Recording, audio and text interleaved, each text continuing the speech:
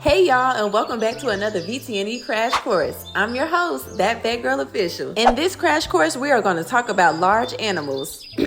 Oh, that vet girl had a farm, E-I-E-I-O. Let's meet the bovines, or cows. But wait, not every cow is a cow. First, we have the bull, because we tired of your bull. Let's watch our mouth. Next, we have the steer, which is a castrated male. If you're from the South, you know this one too well. And finally, we have the calf. How cute. Next, let's talk about the anatomy of a cow. Just kidding, ain't nobody got time for that. Let's talk about what makes cows really unique.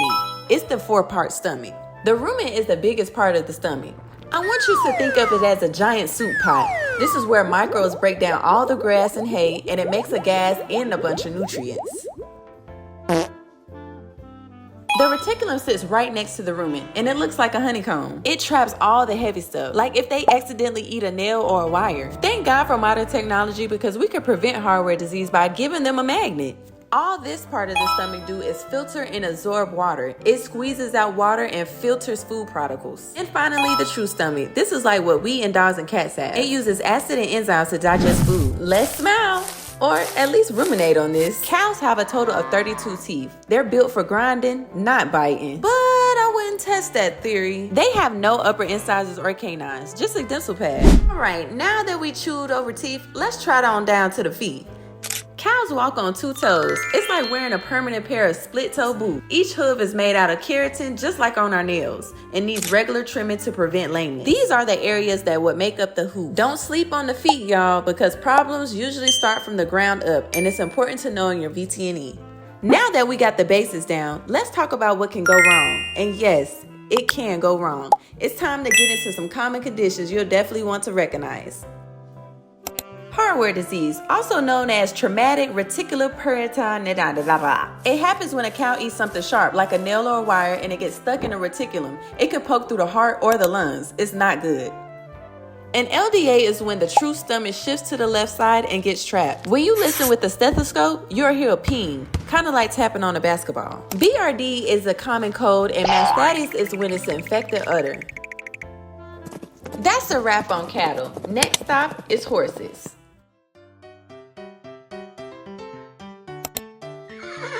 A mare is the adult female. Hey, pretty filly. This is a young female. A colt is a young male. Everybody knows the foal is a baby horse. And the gelding is a castrated male. But wait, y'all hear that? I know it ain't the stallion. Today is Philly's first dental appointment, and she is very excited. She has lots of questions. Hey, Doc, what is our dental formula again? Said Mr. Colt. That means 3 incisors on top and bottom. Those are the front teeth. 1 canine on each side, usually in males, 3 to 4 premolars, and 3 molars for chewing hay and grain. Said Dr. Thate Vet Girl. I'm here because my teeth won't stop growing, and it's causing me pain. That's because horses have what we call hypsodont teeth, meaning their teeth keep growing, or more like erupting, throughout most of their life.